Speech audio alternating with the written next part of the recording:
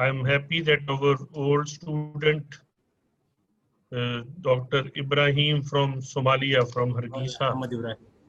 yeah, he is also joining, and he's also interested to invite Somalian students. There are some friends from Nigeria, so people are, and there are from Malaysia. There are two guys from UK. They will be with us today.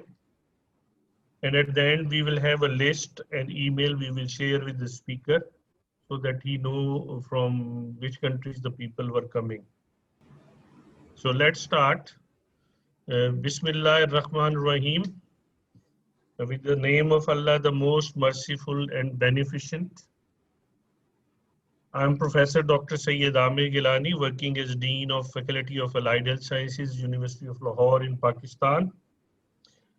I welcome you all on the forum of Afro-Asian Institute of Medical Sciences, which was established back in 2004. And we are nowadays offering free webinars. You can get details on www.aims.edu.pk. We will share its address on chat. You can talk with us on chat, but if you have any question, you will have to ask that question. You can write it in Q&A, question and answer chat. There is a separate chat for question and answer. You will have to write there. We will be able to get only 100 people. We are with 95 now. And Alhamdulillah, although the people were busy in Ashura, today is 10th of Muharram in Pakistan. Many people will not be able to be on our this live broadcast webinar, but we will record it for them. They can go to Facebook. We have shared the Facebook link on the chat. You can go there. You can tell your friends who are not able to come after we have 100 people online. They can go to Facebook. They can listen to it. Then the video recording will be available after 1 day or 2 days on our YouTube channel. So let us introduce our speaker. Our speaker is Professor Dr. Ahmad Abdur Rahim, who is a Dean of Postgraduate Studies in Al-Zaim Al-Azhari University, Khartoum, Sudan, which is a public university. It has got a medical college and a lot of faculties. Professor Dr. Abdur Rahim will be talking about a topic which is very important, which is about the sonography of emergencies and obstetrics. So without wasting time, I will request Professor Dr. Abdur Rahim, who is PhD in ultrasound, to share his knowledge with us. So the mic is with you, Professor Dr. Ahmad Abdur Rahim, please. Thank you very much. Thank you very much, my boss, Professor Jailani, and welcome you all. I'm very happy to be here and thank Prof. Jailani to allow me to share with you.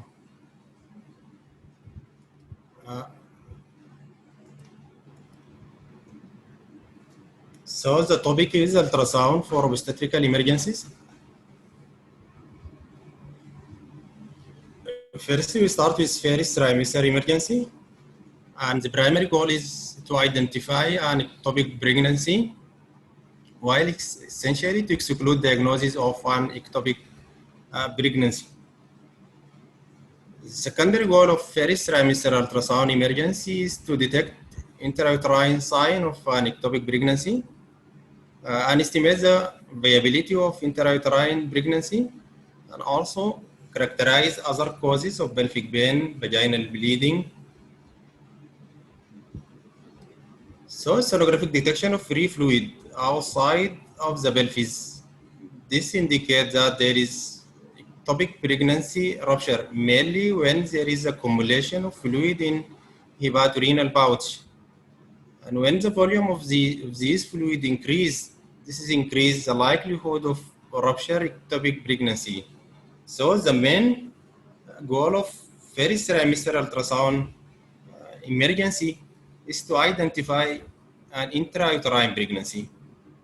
At the same time, to exclude ectopic pregnancy.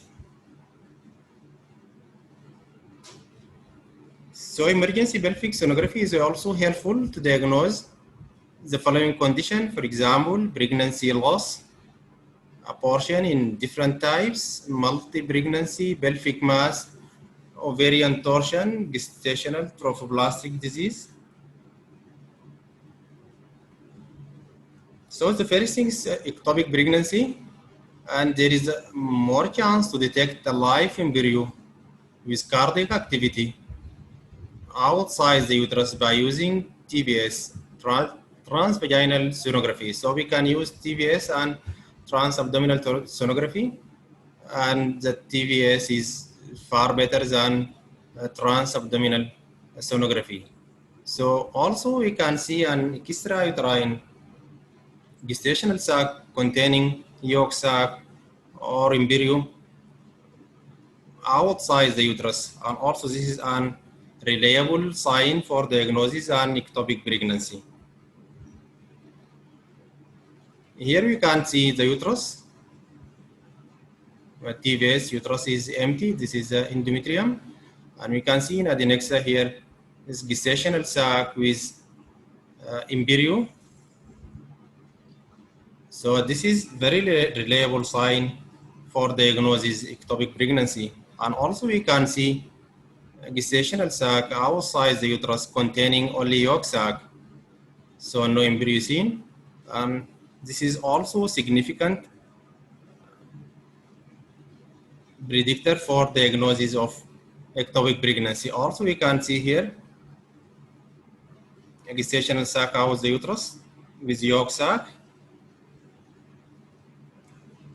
Here we can see ectopic pregnancy in the cesarean section, which mimic or looks like an ectopic pregnancy, an inevitable pregnancy.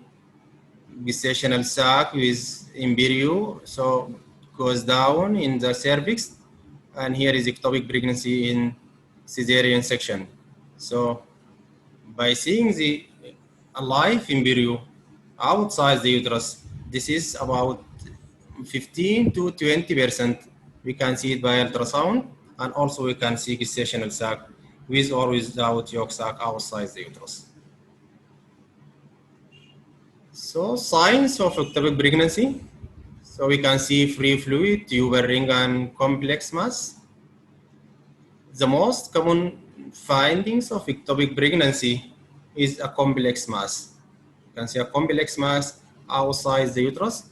So any free pelvic fluid, the likelihood of ectopic pregnancy about 20 or 52%. Complex pelvic mass, presence of complex pelvic mass in the adnexa, the likelihood of ectopic pregnancy forming about 75%.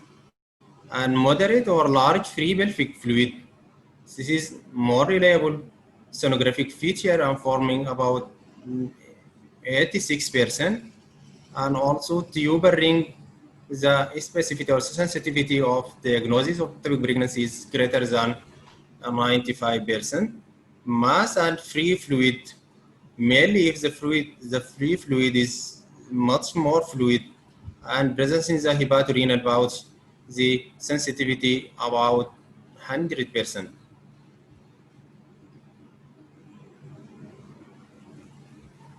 So free pelvic or intraperitoneal fluid. So most of patients have free fluid in Codi-Sac. In case of ectopic pregnancy, we can see free fluid in Codi-Sac. And when the amount of fluid increase, so the likelihood of ectopic pregnancy also increased. So we can see fluid here in pouch of Douglas, and we can see fluid covering whole the uterus. So once the amount of fluid increased, the likelihood of ectopic pregnancy also increased.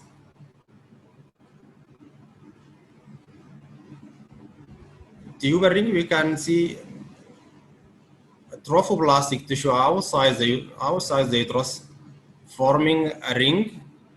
So this is nearly diagnostic of an ectopic pregnancy.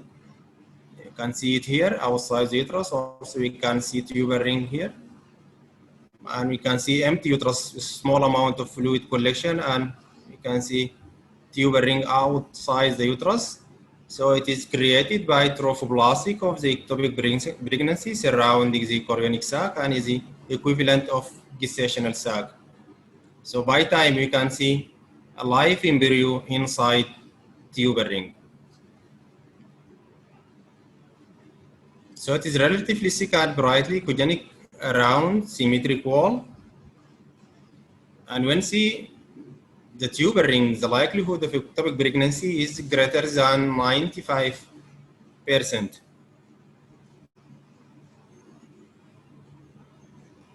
Then complex mass, which is a sign of ectopic pregnancy, and the most common findings of ectopic pregnancy.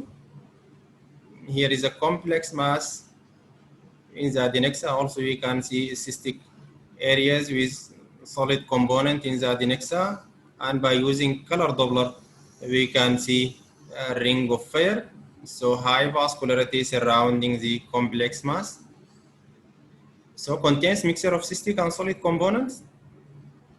And this is a very sensitive sonographic sign of an ectopic pregnancy. And by using color Doppler, we can see a ring of fire.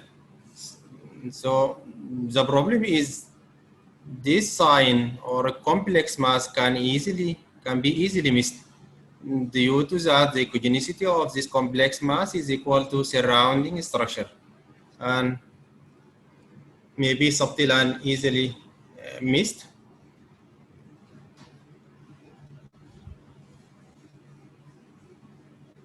Then one of the emergency condition of first trimester ultrasound is spontaneous abortion, and spontaneous abortion is pregnancy terminating before the 20th completed week of gestation.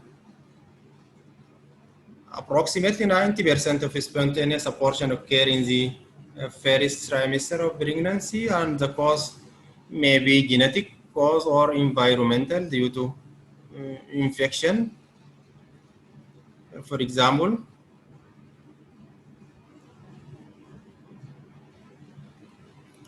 so spontaneous abortion clinically classified into certain, inevitable, missed, complete, and incomplete abortion, and the morphologic finding. This is an abnormality, development of zygote or embryo, an early fetus, or the placenta. Here we can see embryo is gestational sac in the cervix, so in progress, and also we can see here an embryo without cardiac activity. This is missed abortion, and also we can see threatened abortion here in this image below. This is an gestational sac surrounded by a subchorionic hematoma, and the echogenicity of this hematoma is isoechoic to the myometrium. So this is threatened abortion. So complete spontaneous abortion, the uterus should be empty. Here is the uterus, TVS, the uterus is totally empty. And also we can see small amount of blood clot and small amount of fluid collection within the uterus. So return, also we can see incomplete abortion in first trimester emergency.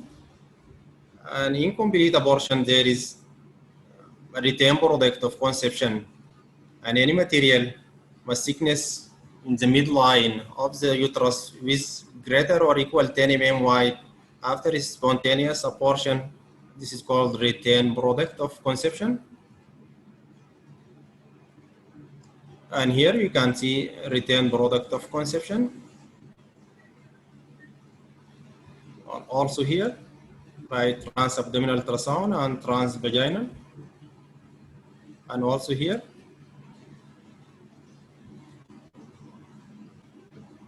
by using Doppler, we can see variable retain products with high vascularity around. Then early or embryonic demise.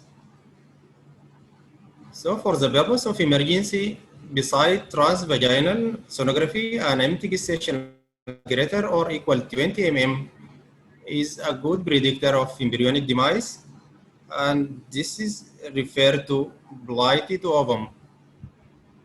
An embryonic sac or blighted ovum. So there is maybe an embryo, but the demise is occur early.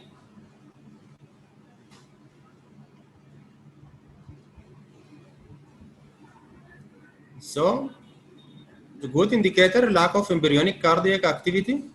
With this, we can see gestational sac with embryo and there is no cardiac activity, and this is a good indicator to diagnose embryonic demise. Here is an embryo.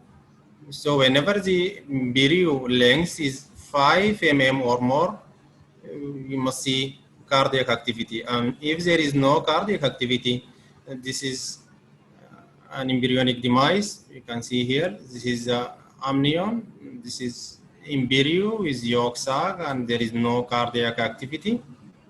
Also here and here. So with transvaginal sonography, cardiac activity should be seen in all embryos greater than 5 mm long by CRL. We measure the CRL, and if the CRL is 5 mm or more and there is no cardiac activity, so this is case of embryonic demise. With trans-abdominal ultrasound, cardiac activity should be seen in all embryos greater than 10 mm. And if you are using trans-abdominal ultrasound and the embryo is, the length is 10 mm or greater than 10 mm and there is no cardiac activity, so this is an embryonic demise. One of the emergency cases of first trimester ultrasound. So signs suggestive of embryonic demise or poor fetal outcome. We have many signs suggestive that there is an embryonic demise or poor fetal outcome, like embryonic bradycardia or poor prognosis. So the embryo or the cardiac beats in the first trimester throughout first trimester should be from 90 to 170. And if the cardiac beats less than 70, this is associated with poor prognosis. And if the cardiac activity more than 170, this is associated with bradycardia and can lead to fetal height drops and other complications. Also, if there is an abnormal yolk sac, for example, large yolk sac, calcified yolk sac, this is an indicator of embryonic demise or poor fetal outcome. Also, an odd shape, grossly distorted gestational sac, like here, this is an indicator of embryonic demise or poor fetal outcome. So gestational sac, low in the uterus. If the gestational sac is here, here is the uterus, the fundus, Dimitri is here, and the gestational sac is low in the cervix. Also, this sign suggestive of embryonic demise.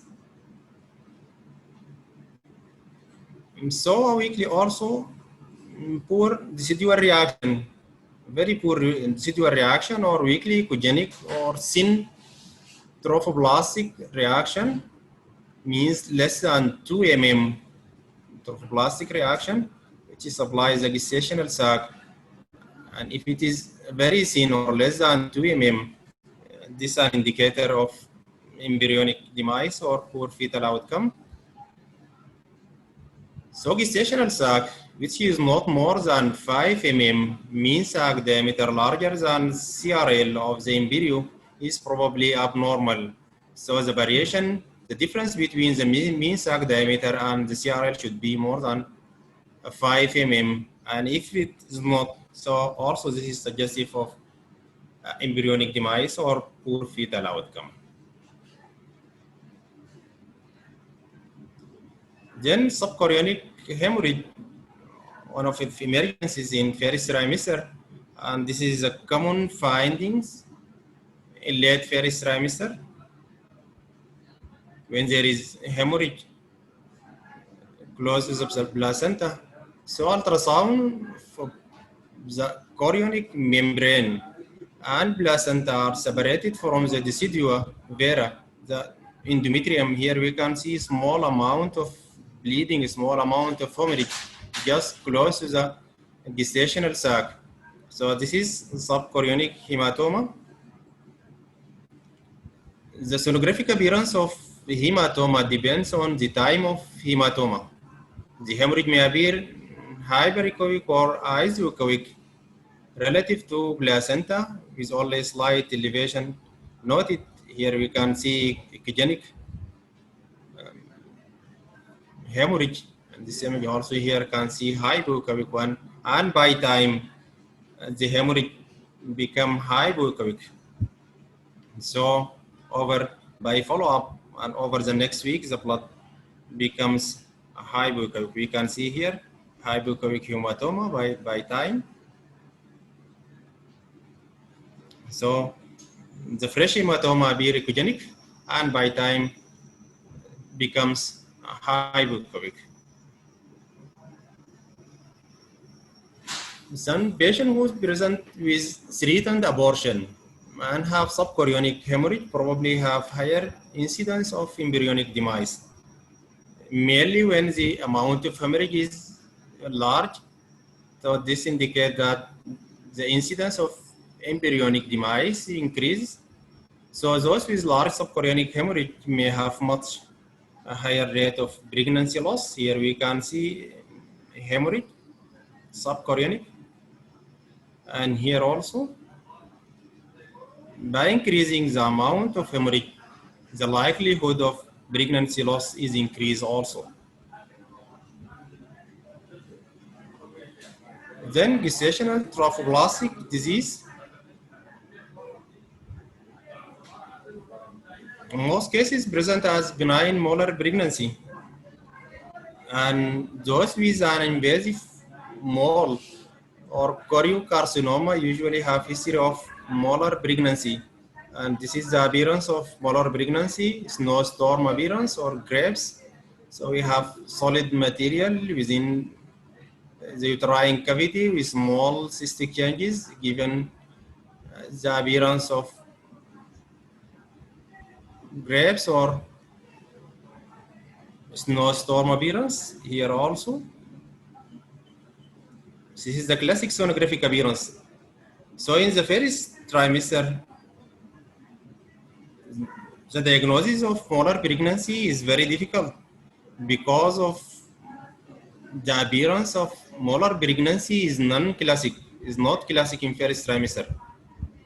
But in late first trimester, the appearance is typically and classic, gives the appearance of a snowstorm appearance. So echogenic material with this cystic spaces here and here. And the molar pregnancy may be partial or complete. We can see fetal part with molar. Here we can see within the uterus molar pregnancy in this diagram.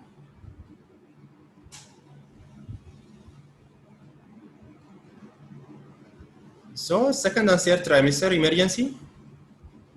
In second and third trimester emergency, clinical indication for performing emergency ultrasound, trauma if the pregnant lady is exposed to trauma, or if there is any vaginal bleeding or premature labor or abdominal pain. These are clinical indication for second and third trimester.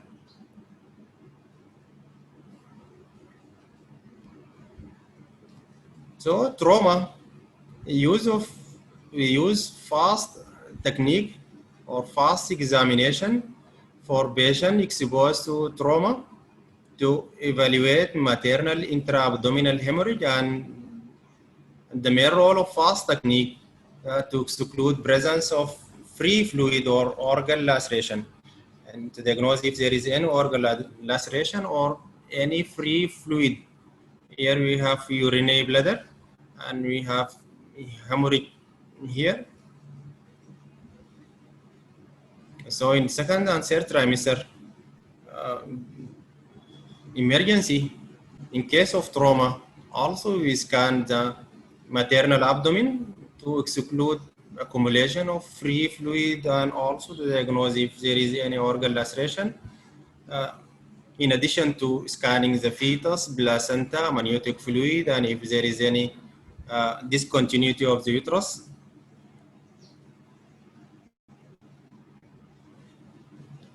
So beside maternal shock, processes that contribute to fetal loss include direct fetal injury, uterine rupture, placental abruption, and rupture membranes, premature labor.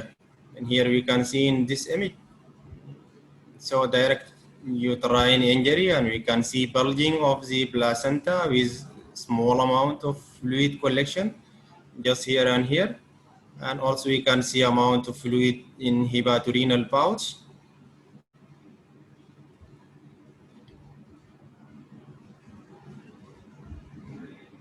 So vaginal bleeding beyond 20 weeks gestation, so complicates about 5% of pregnancy, and this bleeding caused by placenta abruption, which you form about 13% of the time.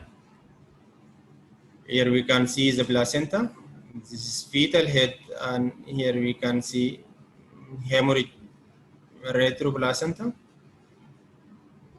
Here also, here is the fetal head, placenta, and here is hemorrhage, retroplacental hemorrhage, which lead to placental separation from the uterine wall. And also, cause of vaginal bleeding in second and third trimester is placenta previa, which form about 7% of time. Placenta, here is the placenta, urinary bladder surface is here, and the placenta is just covering the internal os. And also here is the cervix, and the placenta totally covering the internal os.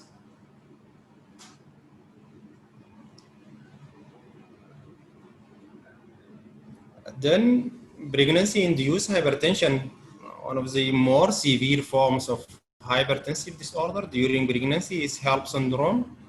And HELLP syndrome in a pregnant woman is characterized by hemolytic anemia, elevated liver enzymes, and low platelet count. And the most common symptoms is progressive nausea, vomiting, right upper quadrant abdominal pain, and headache. So the female with HELLP syndrome present with these symptoms: progressive nausea and vomiting, right upper abdominal pain, and headache. So in addition to scanning the fetus and uterus, amniotic fluid, and placenta, also we scan the maternal abdomen to see if there is any abnormalities in the liver and biliary system. So role of sonography in HELLP syndrome, you should scan the abdomen to exclude biliary tract disease and identify altered hepatic or renal ecotexture. Here we can see in the liver, echogenic area within the liver. And also possible findings in patients with HELLP syndrome is patchy area of increased echogenicity in the liver, like this here in the liver. And diffusely increased renal echogenicity and size. So the echogenicity of kidney may be increased. And also we can see perirenal fluid. Here is the kidney, and around the kidney we can see a small amount of fluid around the kidney. And also hepatic subcapsular hematoma. This is the most common finding in patients with HELLP syndrome. Here, subcapsular hematoma, mainly in the right lobe of the liver. So subcapsular hematoma, patches, areas of increased echogenicity, and also perirenal fluid accumulation. These are the most common findings in patients with HELLP syndrome. So in patients with HELLP syndrome, so it is better to also to scan the maternal abdomen.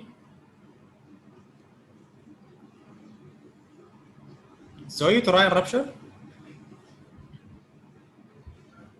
is defined as separation that requires operative intervention because there is discontinuity in the uterus. The patient may expose to direct trauma. So it involves the full thickness of uterine wall, and we can see bulging of the placenta or fetal parts or amniotic membrane through the defect in the uterus. We can see collection of fluid around.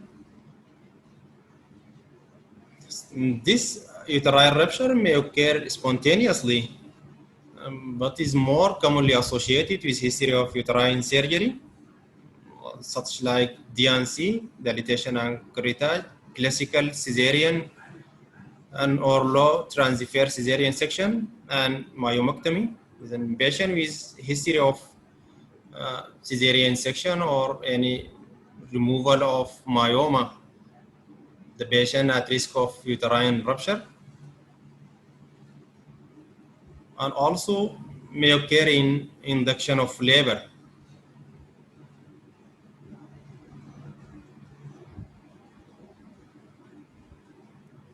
So sonographic findings in uterine rupture. So during pregnancy include extrauterine blood collection like this, and also we can see fetal parts outside the uterine cavity, and intra-amniotic hemorrhage. Also we can see hemorrhage within the amniotic fluid, gives the appearance of amniotic fluid with internal echoes.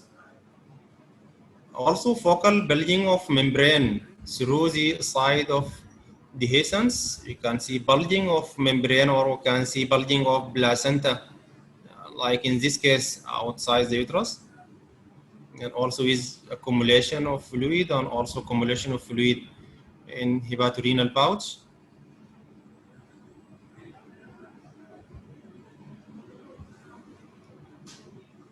Then abnormal placentation. This is an abnormal implantation of placenta into uterine wall. Here is the normal placenta. There is a gap, there is a hypoechoic rim between the placenta and uterine wall, which is normal. And in abnormal placentation, for example, in case of placenta accreta, so there is adherent to the myometrium and forming about 75% of abnormal placentation. So the placenta is attached to the uterine wall. There is no a hypoechoic rim between the placenta and the uterus.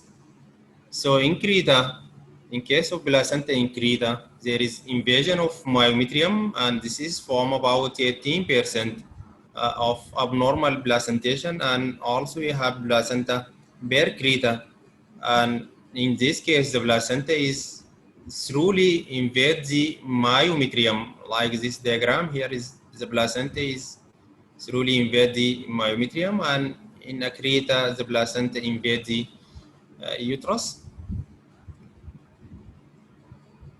This is the normal placenta, and there is the placenta is here. This is amniotic fluid, and this is the placenta, and we have this hypoechoic area between the uterine wall and the placenta. So ultrasound finding in case of placenta accreta.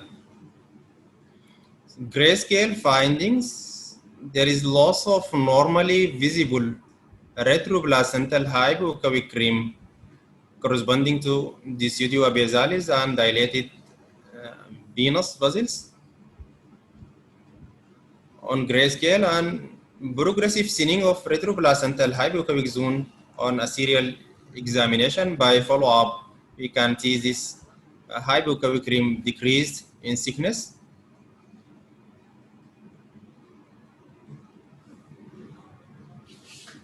So also we can see multiple placental lakes or dilated vessels. By using color Doppler, we can see these dilated vessels clearly and gives the appearance of Swiss cheese appearance. So by grayscale, absence of hypoechoic rim between the placenta and the decidua, and by color Doppler we can see these dilated vessels. Here is case of placenta accreta in second and third trimester. By using trans-abdominal ultrasound, we can see absence of hypoechoic rim between the uterine wall and the placenta, and we can see dilated venous here. Here is normal placenta. This is the placenta, and here this is the hypoechoic rim, retroplacenta. And in this case, there is loss of hypoechoic rim or retroplacental zone, totally missed.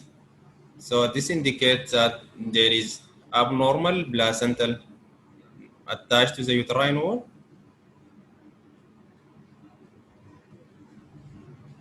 Then placenta previa, one of emergency case in second and third trimester of pregnancy, and this occurs in 1 in 200 to 250 pregnancies and associated with potentially serious consequences from the hemorrhage eruption and of the placenta and or emergency cesarean delivery.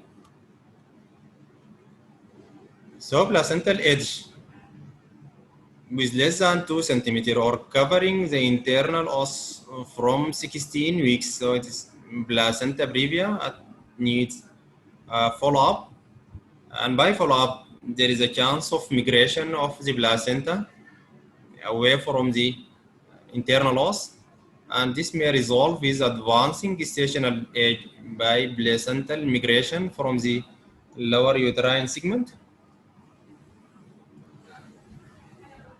So placenta previa terminology, the all terminology regarding the placenta previa is complete, partial, marginal, and low-lying placenta. This is the classification of placenta previa, and this is the old classification.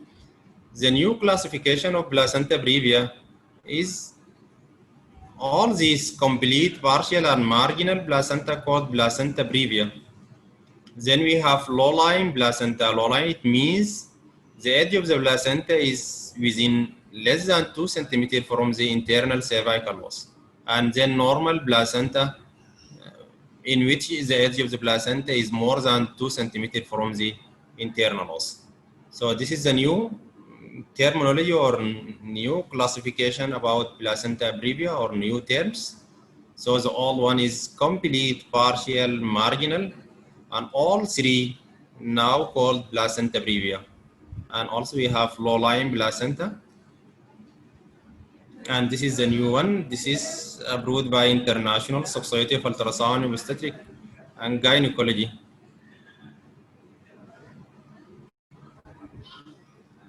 Then abruptio placentae,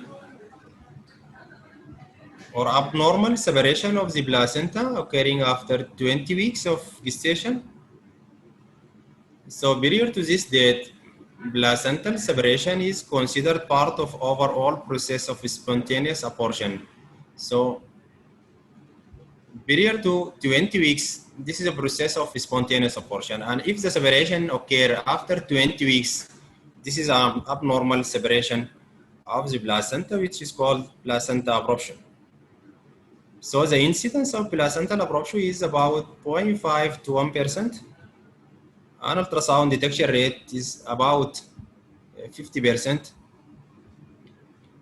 which forms as ultrasound is not sensitive in detection of placental abruption. So we need to adjust our machine, and also we take in our consideration the normal ultrasound does not rule out an abruption. Here is the separation of placenta, and here is we have more separation, and here we have more and more separation. Then sonographic sign of placental abruption. So retroplacental hematoma You can see retroplacental hematoma or separation of the placenta, and often poorly echogenic or isocoic, in which forms the placental abruption is difficult to diagnose by ultrasound. And also we can see intraplacental anechoic areas, also separation and rounding of placental edge, thickening of the placenta, and so often to over 5.5 centimeter.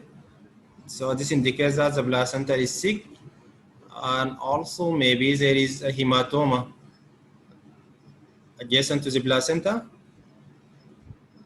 So also thickening of retroplacental myometrium means between 1 to 2 centimeter unless there is a focal myometrial contraction.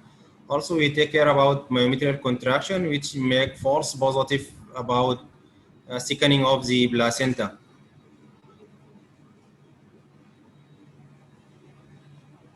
So disruption in retroplacental circulation indicates that there is placental abruption and also intraamniotic echoes due to intraamniotic hemorrhage.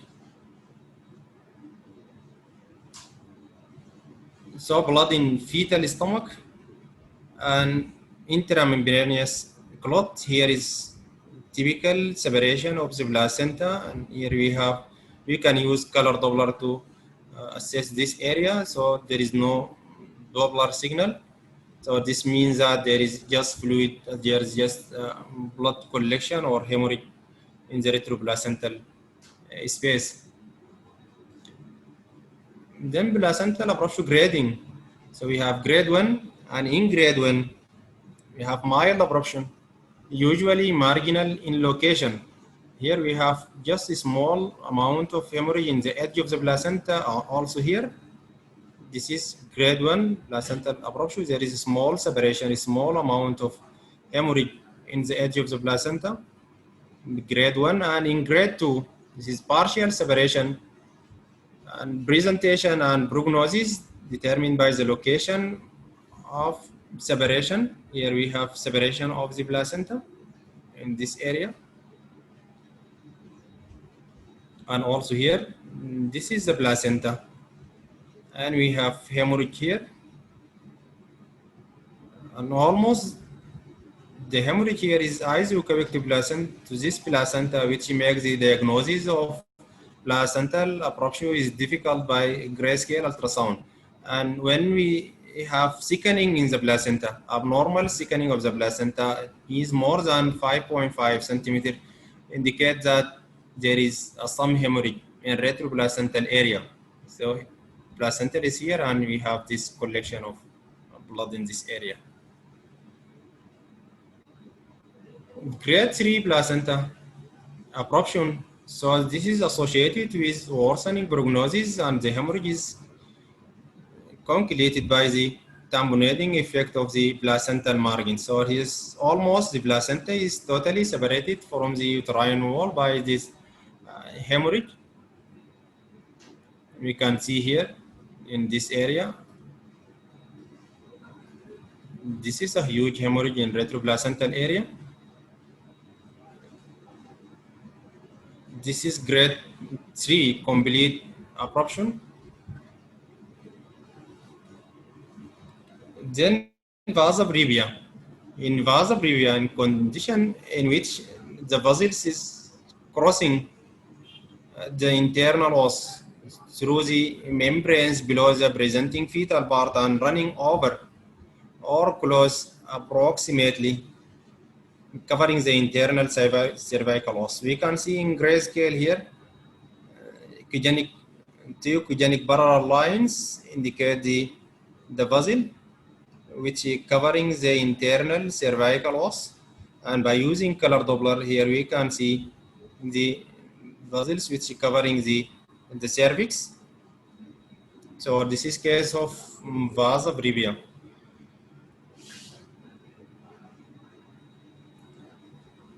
I think that's all about emergency in first, second, and third trimester of pregnancy by using ultrasound So Yes, if thank you there very is much, any- Professor Ahmed Abdul Rahim. It was a nice presentation. I'm very happy that it was excellent presentation and it was excellently explained. I remember the days when Professor Dr. Ahmed Abdul Rahim was with us in Lahore in Pakistan, and he was doing his MSc honors, and he spent about 3 months here and did his practice at our clinic. And the time passes very quickly, Alhamdulillah. Then he did his PhD and he joined the department, and then he became dean. And Alhamdulillah, he's there, and I feel proud of him.